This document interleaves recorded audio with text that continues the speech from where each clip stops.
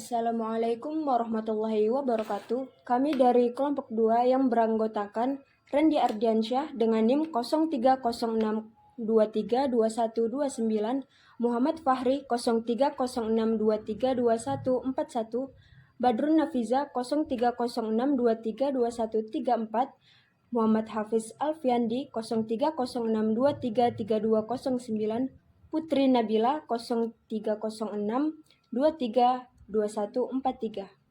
Oleh karena itu, marilah kita mengenali apa itu negara. Menurut Muhammad Nur L. Ibrahimi, mengenai pengertian negara terbagi menjadi 3, yang dikutip dari buku Bentuk Negara dan Pemerintahan Republik Indonesia. Salah satunya, negara adalah sebuah bentuk organisasi yang ada pada baik satu kelompok maupun beberapa kelompok individu yang tinggal bersama atau mendiami suatu wilayah tertentu. Selain itu, bertugas untuk mengurus tata tertib serta keselamatan sekelompok maupun beberapa kelompok individu yang ada. Setiap negara pastinya memiliki tujuan masing-masing. Tujuan negara Indonesia ini tercantum di dalam pembukaan Undang-Undang Dasar Indonesia 1945 alinea keempat.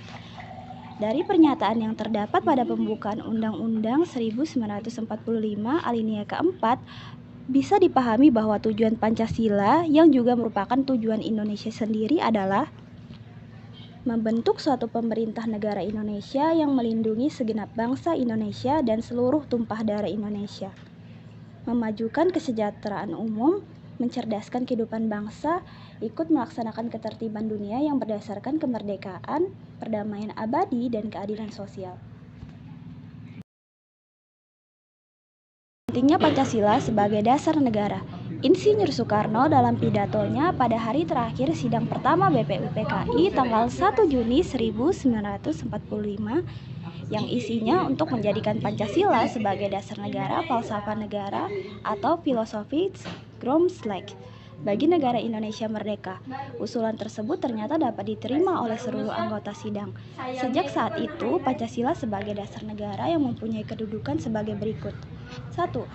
Sumber dari segala sumber hukum di Indonesia. Kedua, meliputi suasana kebatinan dari Undang-Undang Dasar 1945. Ketiga, menciptakan cita-cita hukum bagi hukum dasar negara. Keempat, menjadi sumber semangat bagi Undang-Undang Dasar 1945.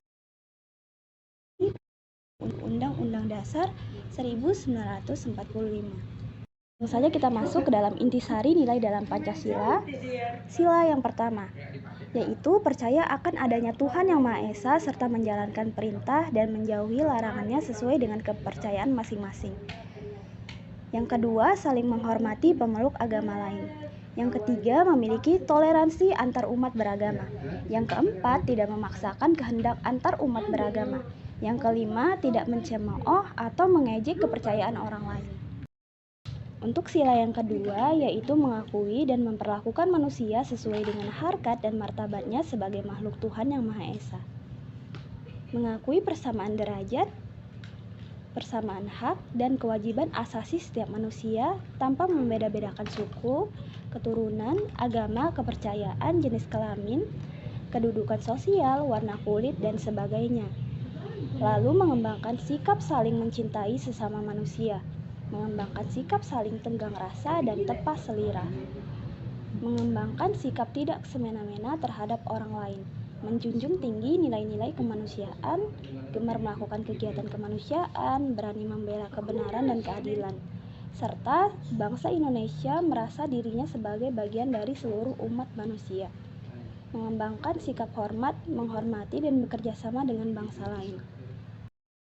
Untuk sila yang ketiga, yaitu mampu menempatkan persatuan, kesatuan, serta kepentingan dan keselamatan bangsa dan negara sebagai kepentingan bersama di atas kepentingan pribadi dan golongan. Yang kedua, sanggup dan rela berkorban untuk kepentingan negara dan bangsa apabila diperlukan. Mengembangkan rasa cinta kepada tanah air dan bangsa. Yang ketiga, mengembangkan kebanggaan berkebangsaan dan bertanah air Indonesia.